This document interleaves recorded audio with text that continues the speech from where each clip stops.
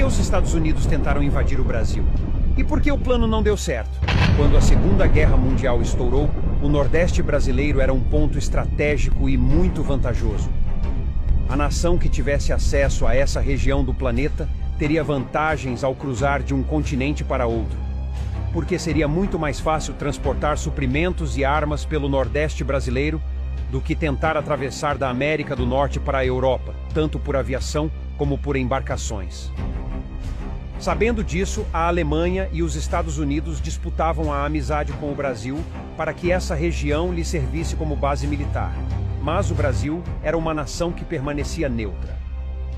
Quando o Japão atacou a base americana no Havaí, fazendo com que os Estados Unidos entrassem definitivamente na guerra, os militares americanos calcularam que o Brasil não tinha condições de proteger sozinho o Nordeste, pois era uma região considerada estratégica e que também as pistas de aviação e os portos do Rio Grande do Norte poderiam se tornar bases nazistas. Os norte-americanos chegaram a essa conclusão pela grande quantidade de descendentes alemães que existem no país, além da relação de amizade entre esses dois países, que era muito forte naquela época.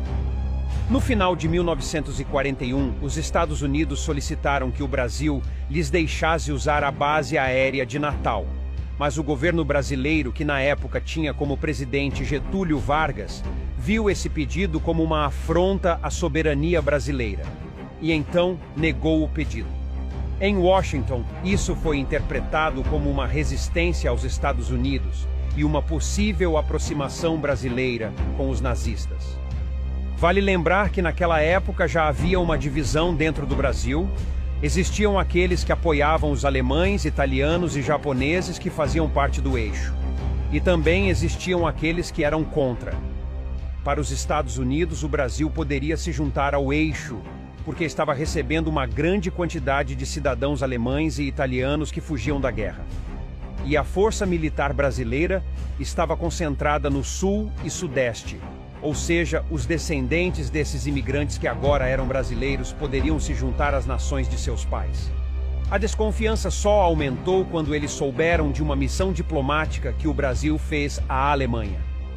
E nessa visita na Alemanha, os brasileiros foram recebidos com honras e visitaram o criador dos aviões Schwalbe, que eram caça de combate e caça-bombardeiro. Esse avião foi o primeiro caça a jato a operar no mundo. Por causa desse temor, os americanos criaram o Plano Básico Conjunto para invadir e ocupar o norte e nordeste do Brasil.